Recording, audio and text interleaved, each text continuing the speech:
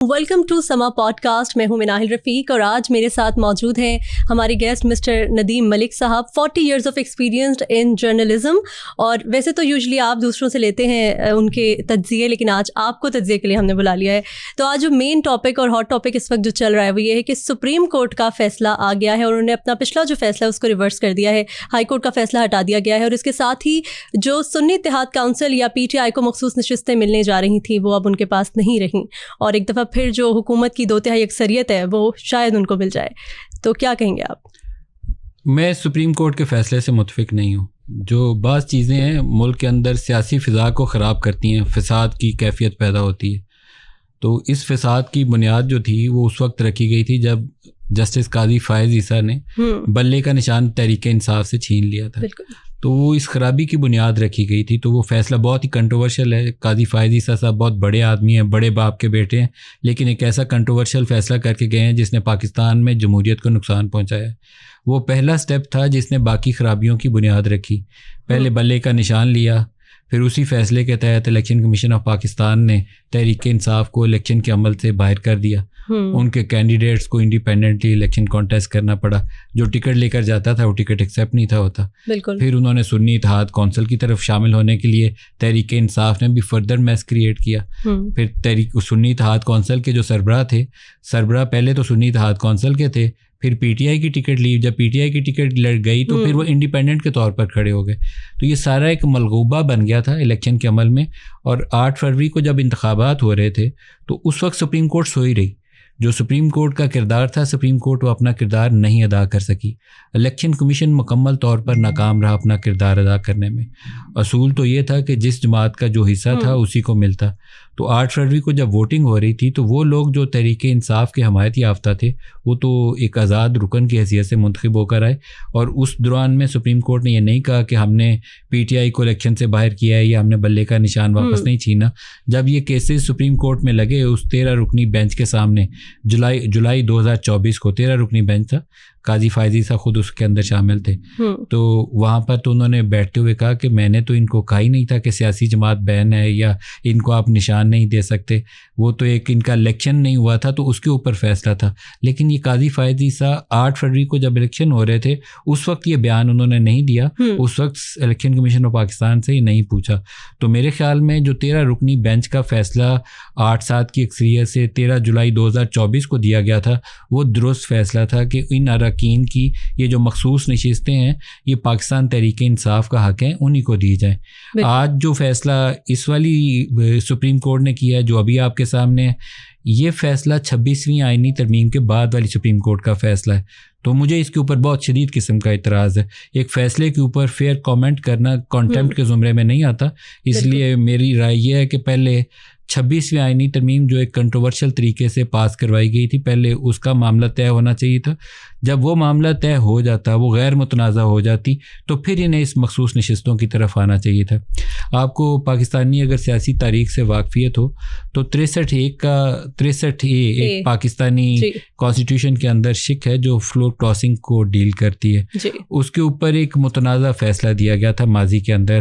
Justice Bandial صاحب chief justice of Pakistan تھے, انہوں نے دیا تھا. پنجاب اسمبلی بچانے کی خاطر وہ فیصلہ دیا گیا تھا کہ پرویز الہی صاحب کی حکومت گر نہ جائے. تو وہ فیصلہ بھی درست نہیں تھا, اس فیصلے کو انڈو کیا جانا چاہیے تھا. لیکن قاضی فائز عیسیٰ صاحب نے اس فیصلے کے اوپر ججمنٹ اس وقت دی جب 26ویں آئینی ترمیم کو پاس کروانے کے لیے صرف چند ہی دن کی دوری تھی اور وہ ریٹائر ہونے والے تھے. تو انہوں نے یہ انتظار نہیں کیا کہ میں ریٹائر ہو جاؤں اور نئے چیف جسٹس آئیں گے تو وہ اپنی جو بھی ان کی بیسٹ ججمنٹ ہے اس کی روشنی میں انصاف کریں گے.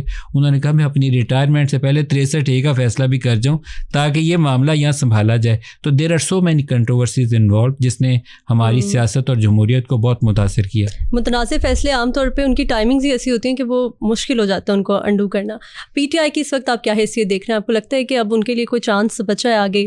وہ کس طرح سے افیکٹ ہونے والے ہیں اس فیصلے کے بعد؟ تحریک انصاف کی سیاست جو ہے انہوں نے اس کو خود کافی نقصان پہنچایا ہے. عام طور پر جب نواز شریف کی بھی حکومت گرائی جاتی تھی, اسٹیبلشمنٹ گراتی تھی اور بناتی تھی, یہ پاکستانی سیاست کا حصہ ہے. اس میں کچھ ایسی چیز نہیں ہے کہ کسی کے لیے یہ ایک نئی خبر ہوگی کہ میں کہوں کہ اسٹیبلشمنٹ نے حکومت بنائی تھی اور گرائی تھی. یہ ماضی قریب کی جتنی حکومتیں تھیں ان کی حمایت سے ہی آئی تھیں اور ان کی مخالفت سے ہی گری ہیں, جس میں عمران خان کی حکومت بھی تھی, ان کی حمایت سے بنی تھی, ان کی مخالفت سے گر گئی. ابھی سچویشن پاکستان تحریک انصاف کے لیے یہ تھی کہ ان کے پاس 2-3 اپرچونٹیز آئی تھیں عمران خان کو جیل سے نکلوانے کے لیے. ایک اپرچونٹی وہ تھی جب ٹرمپ نے ابھی صدارت کا حلف لینا تھا.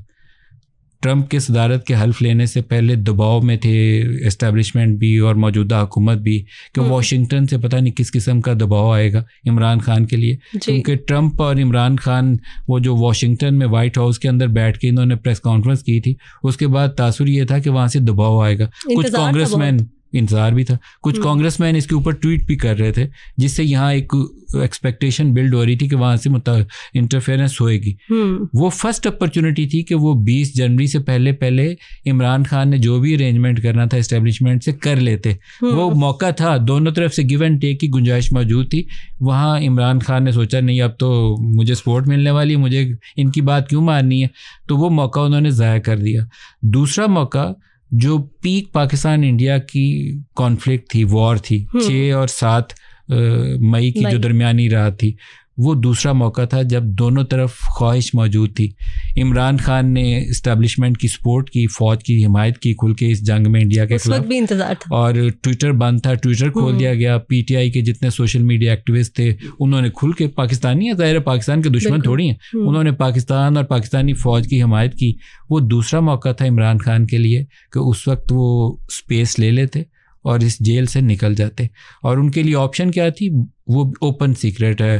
آپشن یہ تھی کہ ان کو ٹیمپریریلی ریلیف ملتا کسی کورٹ سے, ہائی کورٹ وغیرہ سے ضمانت ہوتی, اور وہ کسی ریسٹ ہاؤس وغیرہ میں نتیا گلی میں کہیں جا کے CMNXC میں بیٹھ جاتے. 4-6 مہینے 8 مہینے میں کیس کا فیصلہ ہوتا اور پھر سیاست کھیلتے رہتے. انہوں نے پھر سوچا کہ نہیں اب تو بڑا اچھا موقع ہے, اب تو میں پاورفل ہو گیا ہوں. لیکن ایکچولی یہ اپرچونیٹیز جب آپ مس کر دیتے ہیں تو جب اسٹیبلشمنٹ ٹو پاورفل ہو اور وہ حاوی ہو, اور ابھی تو پوزیشن یہ تھی کہ انڈیا کو فوج نے شکست دی ہوئی تھی تو اسٹیبلشمنٹ کا وزن بڑھ چکا تھا. ٹرمپ بلا کے پاکستان کے فیلڈ مارشل کو 1-on-1 لنچ کروا رہا ہے, اسے گریٹ مین اور پتہ نہیں کیا کچھ بول رہے ہیں. تو اس میں عمران خان بیک گراؤنڈ میں چلے گئے. پارٹی ان کی اگر اس میں سے 90 بندے ہیں تو اس میں سے 89 لوگ وہ ہیں جو کوئی شام میں اسٹیبلشمنٹ سے جب بھی ڈال رہا ہے, کوئی صبح جب بھی ڈال رہا ہے, کوئی رات کو چھپ کے جب بھی ڈال رہا ہے, کیونکہ لڑائی والی کیفیت میں اسٹیبلشمنٹ سے پاکستانی سیاست میں عام طور پر کوئی بندہ سروائیو نہیں کرتا, آگے نہیں بڑھ سکتا. تو وہ لوگ جو ایک پاکستانی سیاست کے نشیب و فراز سے اچھے سے واقف ہیں, وہ اتنا بگاڑ یا اتنی کنفرنٹیشن نہیں پیدا کرنا چاہتے کہ یا ان کے گھروں پہ چھاپے پڑ رہے ہوں یا وہ جیلوں میں پڑے ہوں, تو وہ بنا کے رکھنا چاہتے ہیں. تو عمران خان کی پوزیشن اگر آج کی تاریخ میں پوچھیں تو کمزور ہے, کل کیا ہوگا یہ انپریڈکٹیبل ہے. لیکن اگر اس وقت یہ باتیں ہو جاتی ہیں اور ان موقعوں کا فائدہ اٹھا لیا جاتا تو کیا وہ ڈیل کے زمرے میں نہیں آتا, جو بار بار عمران خان یہ کہتے ہیں کہ ہم ڈیل نہیں کریں گے, میں ڈیل کر کے باہر نہیں آؤں گا. یہ کہنے کے لیے باتیں بہت اچھی لگتی ہیں, سلوگن کے لیے, اپنے فالوورز کو قائل کرنے کے لیے کہ میں ڈیل نہیں کروں گا. وہ بات کس سے کرنا چاہتے ہیں, فوج سے. تو فوج سے بات کرنے کا کوئی لیگل پیرامیٹرز میں کہیں لکھا ہوا ہے کہ آپ جیل میں بند ہوں تو آرمی چیف سے آپ بات کریں گے اور باہر آئیں گے تو وہ ڈیل نہیں ہوگی, وہ ڈیل ہی ہوگی. DGISPR نے آج ایک بیان دیا ہے PTI کو ہی انہوں نے مینشن کرتے ہوئے کہ جس نے بھی مذاکرات کرنے ہیں وہ حکومت سے جا کے کرے, ہم کسی سے مذاکرات نہیں کریں گے. حکومت کی کوئی حیثیت نہیں ہے, نان فنکشنل ہے وہ, لیکن بظاہر آگے تو وہی ہے نا, پاور اسٹیبلشمنٹ کے پاس ہے, پاور اس موجودہ حکومت کے پاس نہیں ہے. اور جتنی تھی بھی وہ اس انڈیا پاکستان جنگ کے بعد اس کا توازن جو ہے وہ پنڈی کے حق میں بڑی طرح شفٹ ہو گیا ہوا ہے. اسلام آباد والا یہاں پہ ہے اور پنڈی والا پلڑا وزن سے اب یہاں پہ آ گیا ہوا ہے, وہ بیلنس نہیں ہے.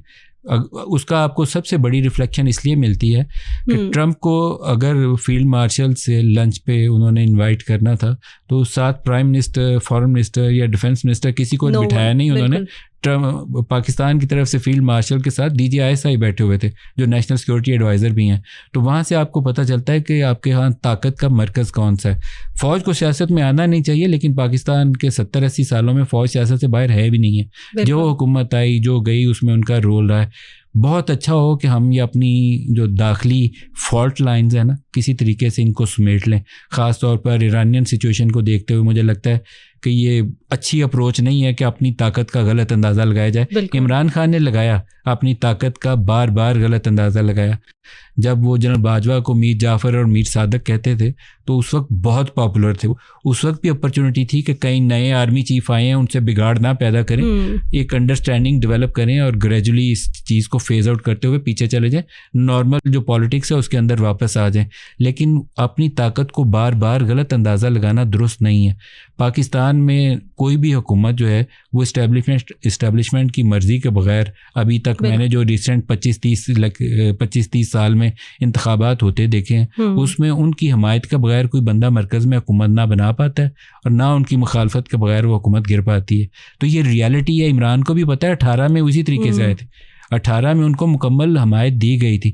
جنوبی صوبہ پنجاب محاذ بنایا گیا تھا کہ وہ لوگ جو پنجاب میں نون لیگ کے ساتھی تھے ان کو توڑ کے ایک پورا گروپ کریٹ کیا گیا تھا جس نے عمران خان کی جماعت کو جوائن کیا, اور پھر بھی ان کی تعداد پوری نہیں ہو رہی تھی. تو پھر باقی سیٹیں پوری کرنے کے لیے کراچی سے ان کو 14 سیٹیں جو کسی زمانے میں MQM جیتی تھی وہ پلیٹ میں رکھ کے PTI کو دی گئی تھی. ابھی وہی 14 سیٹیں جو تھیں وہ 17 کی شکل میں MQM کو واپس دے دی گئی ہیں. تو اب وہ PDM کی ایک PDM 2.0 آپ کو پاس نیا سیٹ اپ آ گیا. تو this is how Pakistani politics is operating. وہ عمران کو بھی پتہ ہے, نواز شریف کو بھی پتہ ہے. نواز شریف دستخط کر کے 10 سال کی ڈیل کر کے جدہ گئے تھے, لوگ کہتے تھے واپس نہیں آئیں گے, واپس آئے نا پاکستانی سیاست میں. تو عمران خان کی جو اپنی انڈرسٹینڈنگ ہے نا اباؤٹ پاور پالیٹکس, اس کے اندر کچھ فلاز ہیں, انہیں اس کو درست کرنے کی ضرورت ہے. آپ کو لگتا ہے کہ ان کی ٹیم کا بھی اس میں ہاتھ ہے جو دماغ میں یہ چیزیں ڈالتے ہیں کہ وی آر ویری پاورفل؟ جو الٹیمیٹ ڈیسیژن ہے وہ عمران لیتا ہے. عمران کو کوئی دوسرا بندہ اگر قائل کر سکتا ہے اس 25 کروڑ لوگوں میں تو وہ ان کی اہلیہ جو موجودہ اہلیہ ہیں ان کی بشرا بی بی صرف وہ قائل کرتی ہیں. اس کے علاوہ اگر وہ کوئی گنڈا پور ملتا ہے, کوئی گوہر بیرسٹر گوہر ملتے ہیں, وہ ان کی سن لیتے ہیں لیکن سناتے اپنی اور کرتے بھی اپنی ہیں. مانتے صرف ایک کی ہیں اور اس کا نام بشرا بی بی ہے. اچھا جی.